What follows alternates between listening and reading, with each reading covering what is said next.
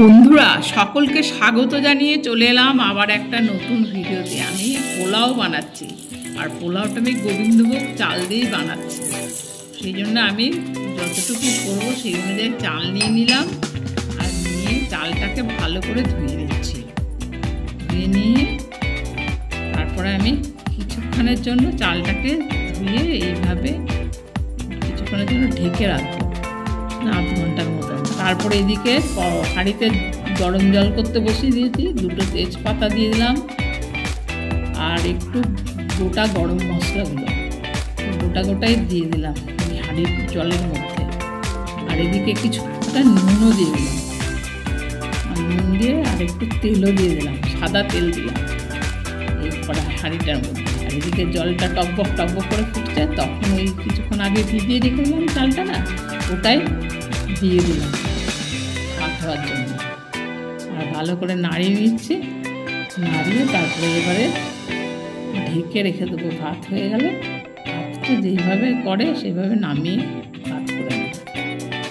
আর এদিকে একটা প্যান বসিয়ে দিয়েছি, গরম হলে প্যানটা আমি গাওয়া ঘি দেবো। ঘরের বানানো এটা আমার ঘি, এই ঘিটাই আমি শুধু ঘিতেই বানাবো পোলাওটা। তো সেই জন্য ঘিয়ের মধ্যে আগে আমি পেঁয়াজগুলোকে একটু মোটা করে কেটে নিয়েছি, কেটে ওগুলোকে ঘিয়ের মধ্যেই ভেজে নেবো। আর এদিকে সব কিছু দিয়েছি ঘিয়ের মধ্যেই, ওই পেঁয়াজটার মধ্যে হলুদ দিয়ে দিয়েছি, আর কিছু কাজু ছিল ঘরে সেইটুকু দিয়েছি, কাজু আর একটু কিশমিশ ছিল, এইটুকু কিশমিশ আর একটু আদা বাটা দিয়েছি। এটা একটু হাফ ইঞ্চের মতো একটু আদা বেটে আমি দিয়েছি। এইগুলো ভালো করে ভাজা হয়ে যাচ্ছে। এবার আমি একটু গরম মশলা ভেঙে গুঁড়ো করে, শিলনোড়া একটু ভেঙে গুঁড়ো করে ওটাই দিয়ে দিয়েছি। দিয়ে ওটা দিয়েও বেশ খানিকক্ষণ ভেজে নেবো, যতক্ষণ না গন্ধটা ভালো করে বেরিয়ে যাচ্ছে। হালকা ভাজা হয়ে গেছে। এবার আমি ওই যে ভাতটা করে রেখেছিলাম না, হাওয়ায় কিছুক্ষণের জন্য রেখে দিয়েছিলাম। আমি এইভাবে না করলে আমার ঠিক পোলাওটা আমার করা হয় না, সেই জন্য আমি আগে ভাতটা এইভাবে আগে করে নিই, নাহলে আমার ঠিক ঝরঝরের ব্যাপারটা আসে না। এটা করলে আমি একটু করতে সুবিধা হয়, আমি এইভাবেই করি। এদিকে সব ভাত দিয়ে আর বেশ অনেকটা চিনি দিয়েছে। আমার একটু মিষ্টি পোলাওটা হলে বেশ ভালোই লাগে খেতে, সেই জন্য আমি 5-6 চামচ চিনি দিয়ে দিয়েছি। চিনি দিয়ে এবারে পুরো ভাতটা দিয়ে দিয়েছে। এবার ভালো করে নাড়িয়ে ওই হলুদ মশলাগুলো দিয়েছিলাম না, ওটার মধ্যে নাড়িয়ে ভালো করে মিশিয়ে নিই। এই যে আমার মেশানো হয়ে গেল। লাস্টেও আর একটু গরম মশলা দিয়ে দিলাম। গরম মশলা দিয়ে তারপরে কিছুক্ষণের জন্য আবার ঢেকে রেখে দিলাম। ঢেকে রেখে এই যে আমার হয়ে গেল পোলাও। তো কেমন হলো বন্ধুরা আমার পোলাও? আর করবো খাসির মাংস, সেই জন্য গোটা জিরে আর লঙ্কা বেটে নেবো, শিলনোড়ায় বেটে নেবো। আর এদিকে আমি কিছু গরম মশলা নিলাম, গরম মশলাগুলো দেবো। আর এদিকে বাদামটাকে শুকনো খোলায় ভেজে নিয়ে খোসাগুলো ছাড়িয়ে নিয়ে তারপর বাড়ি। আর এদিকে আদা আর রসুন এগুলো আমি মিক্সিতে বেটে নিচ্ছি, অনেকটা আছে না, সেগুলো মিক্সিতে বেটে নিচ্ছি। আর খাসির মাংস আমি প্রেশার কুকারেই করি, সেই জন্য প্রথমে প্রেশার কুকারে তেল তো দিয়ে দিয়েছি। আর এই পেঁয়াজগুলো সব দিয়ে দিয়েছি, আমি পেঁয়াজগুলোকে ভেজে নেব।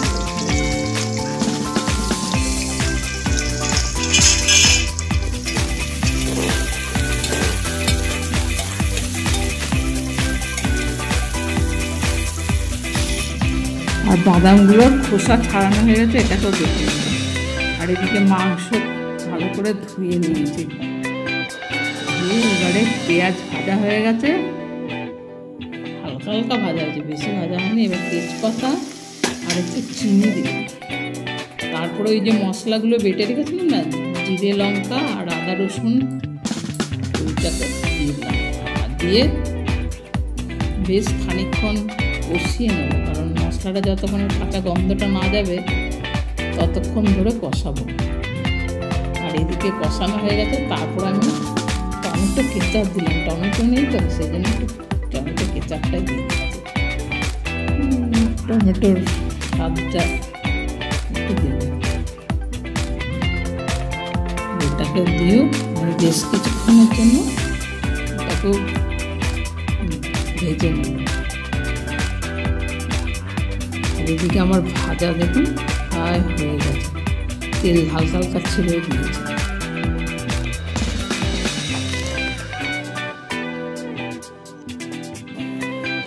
আর এইবার কষা হয়ে গেছে বলে এবার মাংসগুলো ছেড়ে দিলাম, আর মাংসগুলো দিয়ে নেব।